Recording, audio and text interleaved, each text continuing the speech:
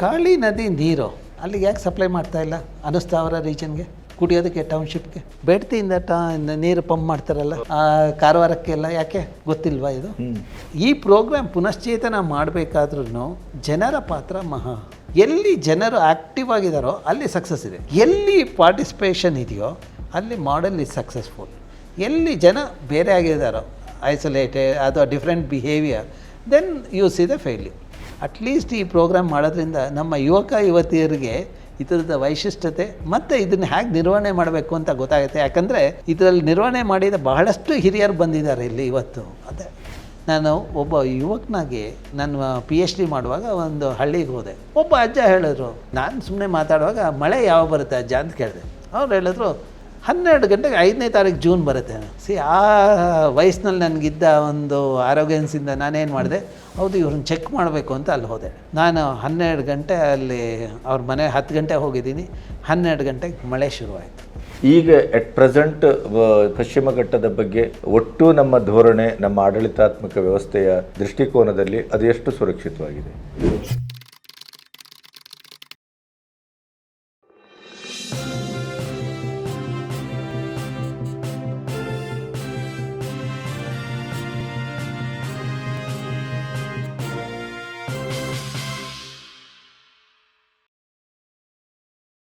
ಈಗ ನಮ್ಮಲ್ಲಿ ಉತ್ತರ ಕನ್ನಡದಂಥ ಇಡೀ ಸೂಕ್ಷ್ಮ ಪ್ರದೇಶದಲ್ಲಿ ಹೈಡ್ರಾಲಿಕ್ ಅಂತೂ ಆಯಿತು, ಈಗ ಅಣುಸ್ಥಾವರದಿಂದ ಹಿಡಿದು ಇದೆಲ್ಲ ಬಂದದ್ರಿಂದ ನಮ್ಮ ನದಿಗಳು ಕಲುಷಿತ ಆಗ್ತಾ ಇದೆಯಾ? ಅಲ್ಲಿ ನದಿ ಕಲುಷಿತ ಆಗ್ತಾ ಇದೆಯಾ ಅಂತ ನೀವು ನೋಡಬೇಕಾದ್ರೆ, ಕಾಳಿ ನದಿ ನೀರು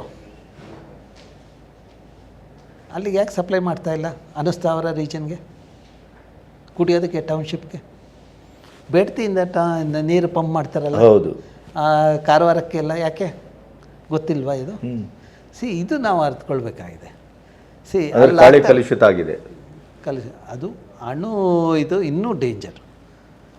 ದ್ಯಾಟ್ ಅಣು ಇದನ್ನು ಕಾಳಿಗೆ ನೇರ ಬಿಡ್ತಾ ಇದ್ದಾರೆ. ಅಲ್ಲ, ಹೌದು, ಯು ಕ್ಯಾಂಟ್ ಅದನ್ನು ನೀವು ಇದೇನು ಮಾಡೋಕ್ಕಾಗಲ್ಲ ಅಲ್ವಾ? ಅಸೆಸ್ಮೆಂಟ್ ಈಸ್ ವೆರಿ ಡಿಫಿಕಲ್ಟ್ ಅಲ್ವಾ?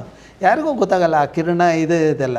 ಅಲ್ಲಿ ಕಣ್ಣು ಕಾಣೋದಿಲ್ವಲ್ಲ, ಕಣ್ಣು ಕಾಣಲ್ಲ. ಮತ್ತು ಅಲ್ಲೇ ಸುತ್ತಮುತ್ತ ಇರೋ ಹಳ್ಳಿಲಿ ಕ್ಯಾನ್ಸರ್ ಜಾಸ್ತಿ ಆಗಿದೆ. ಹೌದು, ಈ ಕ್ಯಾನ್ಸರ್ ಜಾಸ್ತಿ ಆಗೋದಕ್ಕೆ ಆ ಅಧಿಕಾರಿಗಳ ಬೇಜವಾಬ್ದಾರಿ ಆನ್ಸರ್ ಏನು?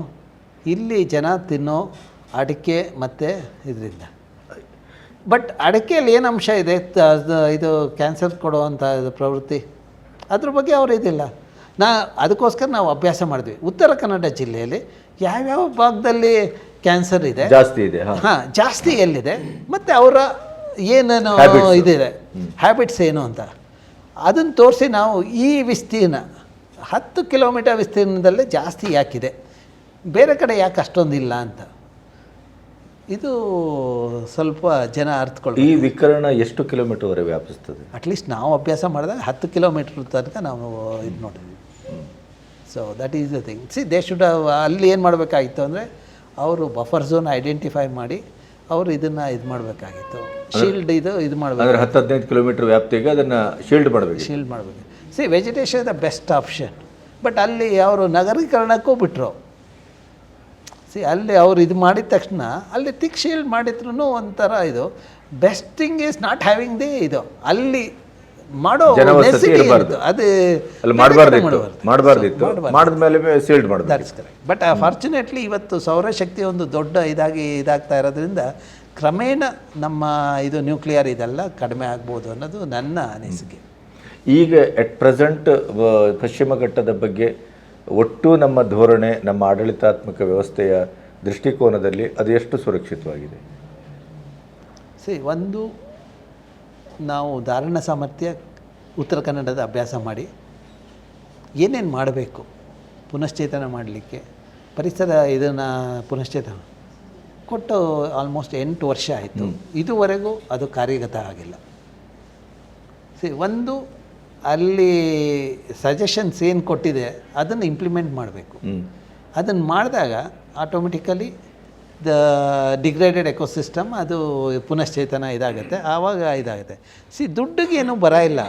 ಕ್ಯಾಂಪಾ ಪ್ರೋಗ್ರಾಮಲ್ಲಿ every project there is a money collected. Compensatory afforestation. ನೀವು 1 ಎಕರೆ ಫಾರೆಸ್ಟ್ ಇದಾದರೆ 9 ಎಕರೆ ಇದು ಅಭಿವೃದ್ಧಿ ಮಾಡೋದಕ್ಕೆ ಎಷ್ಟು ಬೇಕೋ ಅಷ್ಟು ದುಡ್ಡು ಕ್ಯಾಂಪದಲ್ಲಿ. ಆ ದುಡ್ಡು ಇನ್ನೂ ಇದೆ, ಅದನ್ನು ಉಪಯೋಗಿಸ್ಕೊಂಡು ವಿ ಕ್ಯಾನ್ ಡೂ ದ ಪುನಶ್ಚೇತನ. ಬಟ್ ಈ ಪ್ರೋಗ್ರಾಮ್ ಪುನಶ್ಚೇತನ ಮಾಡಬೇಕಾದ್ರೂ ಜನರ ಪಾತ್ರ ಎಲ್ಲಿ ಜನರು ಆ್ಯಕ್ಟಿವ್ ಆಗಿದ್ದಾರೋ ಅಲ್ಲಿ ಸಕ್ಸಸ್ ಇದೆ. ಇವಾಗ ಸಾರ್ಕಿ ಲೇಕ್ ಅಥವಾ ಜಕ್ಕೂರ್ ಲೇಕ್ ಬೆಂಗಳೂರಿನಲ್ಲಿ ಸಕ್ಸಸ್ ಆಗೋಕ್ಕೆ ಮೂಲ ಕಾರಣ ಏನು ಅಂದರೆ ಸ್ಥಳೀಯರ ಪಾತ್ರ. ಅವರೇ ಕೋರ್ಟ್ಗೆ ಹೋಗಿ ಎಂಕ್ರೋಚ್ಮೆಂಟ್ ತೆಗೆಸಿದ್ರು, ಅವರೇ ಸರ್ಕಾರಕ್ಕೆ ಪುಷ್ ಮಾಡಿ ಇದನ್ನು ಪುನಶ್ಚೇತನ ಮಾಡಬೇಕು ಅಂತ ಅವರೇ ಮ್ಯಾನೇಜ್ ಮಾಡ್ತಾಯಿದ್ದಾರೆ. ಎಲ್ಲಿ ಪಾರ್ಟಿಸಿಪೇಷನ್ ಇದೆಯೋ ಅಲ್ಲಿ ಮಾಡೆಲ್ ಈಸ್ ಸಕ್ಸಸ್ಫುಲ್. ಎಲ್ಲಿ ಜನ ಬೇರೆ ಆಗಿದ್ದಾರೋ ಐಸೋಲೇಟೆಡ್ ಅಥವಾ different behaviour, then you see the failure. ಈಗ ನೀವು ಉತ್ತರ ಕನ್ನಡ ಜಿಲ್ಲೆ ಇರ್ಬೋದು, ಶಿವಮೊಗ್ಗ ಇರ್ಬೋದು, ಎಲ್ಲಿ ವಿಲೇಜ್ ಫಾರೆಸ್ಟ್ ಕಮಿಟಿ ಆ್ಯಕ್ಟಿವ್ ಆಗಿದೆಯೋ ಆ ವಿಲೇಜು ಸುರಕ್ಷಿತವಾಗಿದೆ, ಆ ಫಾರೆಸ್ಟು ಸುರಕ್ಷಿತವಾಗಿದೆ. ಕೆಲವೊಂದು village forest committees are making profit. ಅಲ್ಲಿರೋ ಸ್ಥಳೀಯ ಅದು ಬರೋ ಉತ್ಪನ್ನಗಳನ್ನು ಸೇಲ್ ಮಾಡಿ ದೇ ಹ್ಯಾವ್ ಎ ಪ್ರಾಫಿಟ್. ಆ ಮಾಡೆಲನ್ನು ಇದು ಮಾಡಬೇಕು. ಇವಾಗ ರೀಸೆಂಟಾಗಿ ನಾನು ಹಲ್ಕಾರಲ್ಲಿದ್ದೆ last month December. 100 years of community based management in Halkar. Success story Halkar forest. Entire country that is Kumta ಹತ್ರ, ಕುಮಟಾ ಹೆಗ್ಡೆ ಸರ್ಕಲ್ ಇದೆಯಲ್ಲ ಅಲ್ಲೇ ಹತ್ರ ಬರುತ್ತೆ. So they invited me 100 years. That is a success story. That shows as a group of people we can change the system. ನಾನು ಆವತ್ತು ಜನಕ್ಕೆ ಮಾತಾಡಿದಾಗ್ಲೂ ಹೇಳಿದ್ದಷ್ಟೇ, at least ಈ programme ಮಾಡೋದ್ರಿಂದ ನಮ್ಮ ಯುವತಿಯರಿಗೆ ಇದರದ ವೈಶಿಷ್ಟ್ಯತೆ ಮತ್ತು ಇದನ್ನು ಹೇಗೆ ನಿರ್ವಹಣೆ ಮಾಡಬೇಕು ಅಂತ ಗೊತ್ತಾಗುತ್ತೆ. ಯಾಕಂದರೆ ಇದರಲ್ಲಿ ನಿರ್ವಹಣೆ ಮಾಡಿದ ಬಹಳಷ್ಟು ಹಿರಿಯರು ಬಂದಿದ್ದಾರೆ ಇಲ್ಲಿ ಇವತ್ತು. That is the thing. ನಾವು ನಿಮ್ಗೆ ಐಡಿಯಾ ಕೊಡ್ತಾಯಿದ್ದೀವಿ, it's your responsibility to take it forward. ಇದು ಸಕ್ಸಸ್ ಸ್ಟೋರಿ. ಹಾಗಾಗಿ ಒಳ್ಳೊಳ್ಳೆ ನಿದರ್ಶನಗಳು ನಮ್ಮ ಜಿಲ್ಲೆಯಲ್ಲಿದೆ. ಉತ್ತರ ಕನ್ನಡ ಜಿಲ್ಲೆ ಇರ್ಬೋದು, ದಕ್ಷಿಣ ಕನ್ನಡ ಜಿಲ್ಲೆಯಲ್ಲಿ. ಅದನ್ನು ಕಾರ್ಯಗತ ಮಾಡಬೇಕು. ಇವಾಗ ಸೇಕ್ರೆಡ್ ಫಾರೆಸ್ಟ್ ಅದನ್ನು ನಿರ್ವಹಣೆ ಮಾಡಬೇಕಾದ್ರೆ ಕೆಲವೊಂದು ಜಾಗದಲ್ಲಿ ಬಹಳಷ್ಟು ಸ್ಟ್ರಿಕ್ಟ್ ಇದಿದೆ. ಲೋಕಲ್ ಜನನೇ ಇದು ಮಾಡಿದ್ದಾರೆ. ಯಾವುದೇ ರೀತಿ ಕಟ್ಟಿಗೆ ತೆಗೆಯಲ್ಲ, ಅಲ್ಲಿರೋ ಯಾವ ಉತ್ಪನ್ನನೂ ಮುಟ್ಟಲ್ಲ. ಇವನ್ ನಾನು ಹೋದಾಗ ಅವ್ರು ಹೇಳಿದ್ರು ನೀವು ಚಪ್ಪಲಿ ಬಿಚ್ಚಿಬಿಟ್ಟು ಹೊರಗಡೆ ಇಟ್ಟು ಬರಬೇಕು ಅಂತ. I was so happy. ನನ್ನ ಜೊತೆ ಒಬ್ಬ ವಿದ್ಯಾರ್ಥಿ ಇದ್ದ. ನಾನು ಇದೇ ಸೇಕ್ರೆಡ್ ಫಾರೆಸ್ಟಲ್ಲಿ ನಡ್ಕೊಂಡು ಹೋಗುವಾಗ ಅವನಿಗೆ ಅದ್ರ ಬಗ್ಗೆ ಎಲ್ಲ ಸೈಂಟಿಫಿಕ್ಲಿ ಎಕ್ಸ್ಪ್ಲೇನ್. ಅವ್ನಿಗೇನು ಅನಿಸ್ತಾ ಏನೋ, ಅವ್ನು ಇದ್ದಕ್ಕಿದ್ದಂಗೆ I don't believe in all these things, these are all ಇದು ಅಂತ. ನಾನು ಹೇಳಿದೆ, ಅಪ್ಪ ನೀನು ನಮ್ಮದೇ ಅವ್ರು ಬಿಡೋ, at least when you are with somebody respect them ಅಂತಂದೆ. But he kept quiet. ನಾನೊಂದು ಸ್ವಲ್ಪ ಮುಂದೆ ಬಂದುಬಿಟ್ಟೆ, because his was a negative attitude ಅನಿಸ್ತು. ನಾನು ಅದಕ್ಕೆ ಅವನನ್ನು ಬಿಟ್ಟು ಸ್ವಲ್ಪ ಮುಂದೆ ನಡೆಯೋಕ್ಕೆ ಶುರು ಮಾಡಿದೆ. ಸ್ವಲ್ಪ ಹೊತ್ತು ಆದ್ಮೇಲೆ 5 ನಿಮಿಷ ಆದಮೇಲೆ I heard a big sound. ನೋಡಿದ್ರೆ ಆ ವ್ಯಕ್ತಿ ಅಲ್ಲಿ ಬಿದ್ದಿದ್ದಾನೆ. ಆಮೇಲೆ ತಿರುಗಿ ನೋಡಿದಾಗ ನನಗೆ ಅರ್ಥ ಆಯಿತು. ಅವ್ನಿಗೆ ಹೇಳಿದೆ, ಏನಾಯ್ತಪ್ಪ ಅಂತ. ನಾನು ಐ ಜಸ್ಟ್ ಅದೇ ಇದಾಯಿತು, ಅಲ್ಲಿ ತಾಗಿ ನಾನು ಬಿದ್ದೆ. The cost of his abusing the mother nature 3 ತಿಂಗಳು he was bedridden. Leg ಇದು ದಟ್ ಈಸ್ ದ ಕಾಸ್ಟ್. ನಾವು ನಂಬಲ್ಲ ಅಂತ ಹೇಳ್ತೀವಿ, but there is a some sacred power of the nature which plays a dominant role ಅನ್ನೋದು ಅದರಿಂದ ಅರ್ಥ ಆಗುತ್ತೆ. ನಾನೊಬ್ಬ ವಿಜ್ಞಾನಿಯಾಗಿ ಕೆಲವೊಮ್ಮೆ ನಾನು ಹೇಳ್ಬೋದು ನಾನು ಅದನ್ನು ನಂಬಲ್ಲ, ಬಟ್ ಕೆಲವೊಮ್ಮೆ ವಿಜ್ಞಾನಿಯಾಗಿ ನಮ್ಗೆ ಅಹಂಕಾರನೂ ಇರುತ್ತೆ. ನಾನು ಒಬ್ಬ ಯುವಕನಾಗಿ ನನ್ನ PhD ಮಾಡುವಾಗ ಒಂದು ಹಳ್ಳಿಗೆ ಹೋದೆ. ಒಬ್ಬ ಅಜ್ಜ ಹೇಳಿದ್ರು, ಜೂನ್ 5ನೇ, ನಾನು ಸುಮ್ಮನೆ ಮಾತಾಡುವಾಗ ಮಳೆ ಯಾವಾಗ ಬರುತ್ತೆ ಅಜ್ಜ ಅಂತ ಕೇಳಿದೆ. ಅವ್ರು ಹೇಳಿದ್ರು ಅಂಕೋಲದಲ್ಲಿ 12 ಗಂಟೆಗೆ 5ನೇ ತಾರೀಕು ಜೂನ್ ಬರುತ್ತೆ. ಆ ವಯಸ್ಸಿನಲ್ಲಿ ನನಗಿದ್ದ ಒಂದು ಆರೋಗ್ಯನ್ಸಿಂದ ನಾನೇನು ಮಾಡಿದೆ, ಹೌದು ಇವ್ರನ್ನ ಚೆಕ್ ಮಾಡಬೇಕು ಅಂತ ಅಲ್ಲಿ ಹೋದೆ. ನಾನು 12 ಗಂಟೆ ಅಲ್ಲಿ ಅವ್ರ ಮನೆ 10 ಗಂಟೆ ಹೋಗಿದ್ದೀನಿ. 12 ಗಂಟೆಗೆ ಮಳೆ ಶುರುವಾಯಿತು. ಇದೆಷ್ಟು ವರ್ಷ ನಿಮ್ಮ ಅಧ್ಯಯನದ ಸಮಯ? ಅಧ್ಯಯನ 91. ನಾನು ಆವಾಗ ಹೇಳಿದೆ, ನಂಗೆ ಬಹಳ ಯಂಗ್ ಏಜಲ್ಲೇ ನಂಗೆ ರಿಯಲೈಸ್ ಆಗೋಯ್ತು, I will not do this mistake ಅಂತ. That is the change. That is what happens. When you are closely connected, then you understand the principles of nature. Correct. ಆ ನೇಚರ್ ಹೇಗಿದಾಗುತ್ತೆ ಅಂತ. ನಿಮ್ಮ ಒಂದು ಆಹಾರದ ಸರಪಳಿ ತಗೊಳ್ಳಿ ಯಾವುದೇ ಜಾಗದಲ್ಲಿ. ಇವಾಗ ನೀರಿನ ಇದರಲ್ಲಿ ತಗೊಂಡಾಗ ಪಾಚಿ ಇದೆ, ಪಾಚಿ ತಿನ್ನೋದಕ್ಕೆ ಝೂ ಪ್ಲಾಂಕ್ಟನ್ ಇದೆ, ಅದನ್ನು ತಿನ್ನೋದಕ್ಕೆ ಮೀನಿದೆ, ಅದನ್ನು ತಿನ್ನೋದಕ್ಕೆ ಮನುಷ್ಯರು ಇದ್ದಾರೆ, ಬರ್ಡ್ಸ್ ಇದೆ. ಇದನ್ನೆಲ್ಲ ನೀವು ನೋಡಿದಾಗ ಎನರ್ಜಿ ಆ್ಯಂಡ್ ಮೆಟೀರಿಯಲ್ ಟ್ರಾನ್ಸ್ಫರ್ ಆಗ್ತಾ ಇದೆ. ನೋಡಿ, ನೀವು ಥರ್ಮೋಡೈನಮಿಕ್ ಪ್ರಿನ್ಸಿಪಲ್ ಏನು ಓದಿರೋದು? Energy and material transfer. ಅದು ಟ್ರಾನ್ಸ್ಫರ್ ಆದ ಲಾಸ್ ಆಫ್ ಎನರ್ಜಿ ಅಂತೀವಿ, ಲಾ ಆಫ್ ಎಂಟ್ರೋಪಿ ಅಂತೀವಿ, ಥರ್ಡ್ ಲಾ. ಅದನ್ನು ಅಲ್ಲೇ ಬರುತ್ತಲ್ಲ. ಒಂದು ಹಂತದಿಂದ ಇನ್ನೊಂದು ಹಂತಕ್ಕೆ ಹೋದಾಗ ಅಲ್ಲಿ 10% ಮಾತ್ರ ಟ್ರಾನ್ಸ್ಫರ್ ಆಗುತ್ತೆ, 90% ಲಾಸ್ ಅಂತಲೂ ನಾವು ನೋಡ್ತೀವಲ್ಲ. See, that means mother nature is the best teacher. And that is where when we respect mother at ಹೋಮ್ನು, ನಾವು ಯಾರು ಮನೆಯಲ್ಲಿ ತಾಯಿನ ರೆಸ್ಪೆಕ್ಟ್ ಮಾಡ್ತಾರೋ ಆ ಮನೆಯಲ್ಲಿ ಸಮೃದ್ಧಿಯಾಗಿರುತ್ತೆ, ಸುಭಿಕ್ಷೆ ಇರುತ್ತೆ. ಎಲ್ಲಿ ಆಗ ಆ ಮಕ್ಕಳು ಅಲ್ಲಿ ಬೆಳೆದ ಆ ವಾತಾವರಣದಲ್ಲಿ ಬೆಳೆದ ಮಕ್ಕಳು ನಮ್ಮ ದೇಶದ ಆಸ್ತಿಯಾಗಿ ಪರಿವರ್ತನೆ ಆಗ್ತಾರೆ. ಆ ರೀತಿ ಇದು ಮಾಡಬೇಕು. Respect mother at home, then you will learn how to respect mother earth. That is what is required. Okay, it is not philosophy. What we practise, we get it back. So that is what is the satisfaction. See, even at this age, why we are all happy? ಮನೆಯೇ ಮೊದಲ ಪಾಠಶಾಲೆ. Best thing is mother is the best teacher. See, ನಾನು ನಮ್ಮ ವಿದ್ಯಾರ್ಥಿಗಳು ಬಂದಾಗ ಈಗಿನ ವಿದ್ಯಾರ್ಥಿಗಳಲ್ಲಿ this depression and all those things. My simple suggestion is that you are in a hostel, go and hug a tree and relieve yourself. You will solve the problem. Whatever negative thought is there, you just, if you want to abuse the tree, you do it, or appreciate, do it.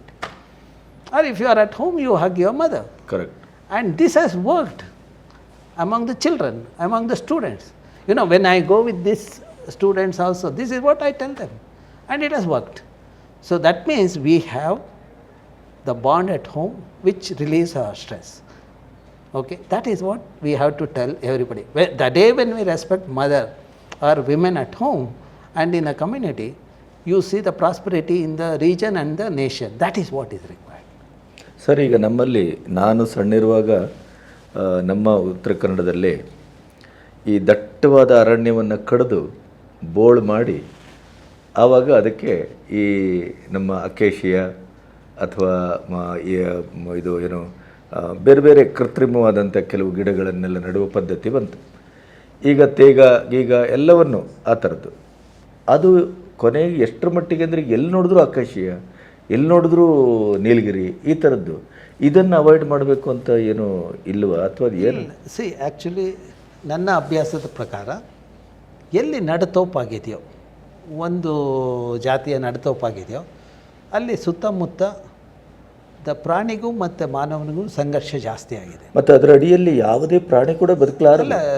ಯಾಕಂದರೆ for example ನಮ್ಮ forest department, ಅರಣ್ಯ ಇಲಾಖೆಯವ್ರು ಏನು ಮಾಡಿದ್ರು, ನಮ್ಮ ಉತ್ತರ ಕನ್ನಡ ಜಿಲ್ಲೆಯಲ್ಲಿ ಮುಂದಗೋಡು ಮತ್ತು ಹಳಿಯಲ್, ಯಲ್ಲಾಪುರ ಇಲ್ಲೆಲ್ಲ ನಿತ್ಯ ಹರಿತರ್ನ ಕಾಡು ಅಥವಾ ಎಲೆ ಉದುರೋ ಕಾಡನ್ನು ತೆಗೆದುಬಿಟ್ಟು ತೇಗದ ಮರ ಇದು ಟೀಕ್ ಇದು ಮಾಡಿದ್ರು.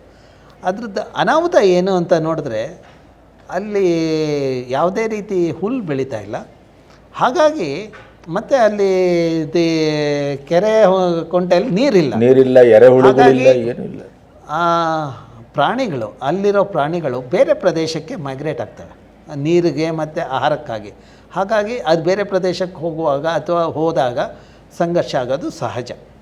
ಮತ್ತು ಎರಡನೇ ಅಭ್ಯಾಸದ್ದು ನಾವು ಏನು ಮಾಡಿದ್ದೀವಿ ಅಂದರೆ, ಅಕೇಶಿಯಾ ಮತ್ತು ಯುಕಲಿಪ್ಟಸ್ ಎಲ್ಲೆಲ್ಲಿ ಬೆಳೆದಿದ್ದಾರೋ ಸುತ್ತಮುತ್ತ ಇರುವ ಮಣ್ಣಿನಲ್ಲಿರುವ ಫಲವತ್ತತೆ ಮತ್ತು ಅಲ್ಲಿ ಯಾವ ರೀತಿಯ ಪಾಲಿನೇಟರ್ಸ್ ಇರ್ತಾರೆ ಅಂತ.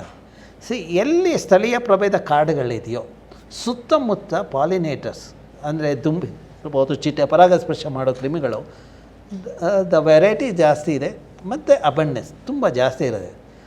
ಅದೇ ಈ ಪ್ರದೇಶ ಅಕೇಶಿಯಾ ಯುಕಲಿಪ್ಟಸ್ ಸುತ್ತಮುತ್ತ ಆ ಮಣ್ಣಲ್ಲಿ ಅರ್ಥವಮ್ ಇಲ್ಲ, ಎರೆಹುಳು. ಅದಕ್ಕೇನೊಂದು ನೋಡಿದಾಗ ಈ ಟಾಕ್ಸಿನ್ ರಿಲೀಸ್ ಆಗುತ್ತಲ್ಲ ಅಕೇಶಿಯಾ ಯುಕಲಿಪ್ಟಸಲ್ಲಿ, ದಟ್ ಕೊಲಾಯ್ಡ್ಸ್ ಇದೆಲ್ಲ, ಅದೆಲ್ಲ ಮಣ್ಣಿಗೆ ಹೋಗೋದ್ರಿಂದ ಇದು ಆಗ ರಾಸಾಯನಿಕಾಂಶದಿಂದ ಅಲ್ಲಿ ಎರೆಹುಳು ಅಂತ ಕ್ರಿಮಿಗಳು ಇಲ್ಲ. ಹಾಗಾಗಿ ಅಲ್ಲಿ ಫಲವತ್ತತೆ ಕಡಿಮೆ ಆಗಿದೆ.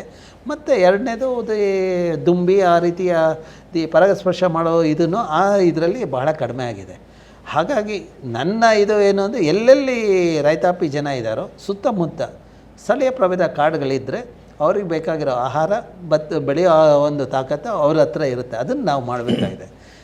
ನಾವು ಬಹಳಷ್ಟು ತಪ್ಪು ಮಾಡಿದ್ದೀವಿ.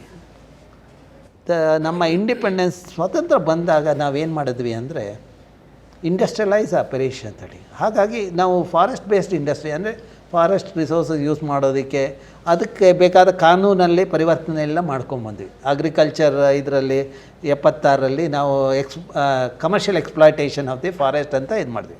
ಆಗ ಕಮರ್ಷಿಯಲ್ ಎಕ್ಸ್ಪ್ಲಾಯ್ಟೇಷನ್ ಏನಾಯಿತು ಅಂದರೆ ನಮ್ಮ ಫಾರೆಸ್ಟ್ ರಿಸೋರ್ಸನ್ನು ಥ್ರೋವೇ ಪ್ರೈಸಲ್ಲಿ ನಾವು ಕೊಡ್ಲಿಕ್ಕೆ ಶುರು ಮಾಡಿದ್ವಿ industries. For example paper industry, ಹೌದು, 100 ವರ್ಷದ contract MOU, royalty 1 rupee per ton. ಇದು ಟ್ರಾಜಿಡಿ. ಮತ್ತು ನಿತ್ಯ ಹರಿದ್ವರ್ಣ ಕಾಡನ್ನು ತೆಗೆದುಬಿಟ್ಟು ಅಲ್ಲಿ ಇದು ನಡತೋಪು, ಅಕೇಶಿಯಾ, ಯುಕಲಿಪ್ಟಸ್ಸು ಮತ್ತು ಆ ರೀತಿಯ ಇದು. ಹಾಗಾಗಿ ಸುತ್ತಮುತ್ತ ಜನಕ್ಕೆ ಬೇಕಾಗಿರೋ ನೀರು ಸಿಗ್ತಾಯಿಲ್ಲ, ದುಂಬಿ ಸಿಗ್ತಾಯಿಲ್ಲ, ಪರಾಗಸ್ಪರ್ಶ ಕ್ರಿಮಿಗಳು ಸಿಗ್ತಾಯಿಲ್ಲ, ಅಲ್ಲಿ ಅವರ ಜೀವನ ಶೈಲಿಯಲ್ಲಿ ಏರ್ಪೇರಾಗ್ತಾ. ಅದಷ್ಟೇ ಅಲ್ಲ, ಅಲ್ಲಿ ಪ್ರಾಣಿಗಳಿಗೆ ಆಹಾರ ಸಿಗ್ತಾಯಿಲ್ಲ. ಹಾಗಾಗಿ ಅಲ್ಲಿ ಸಂಘರ್ಷ ಆಗ್ತಾಯಿದೆ.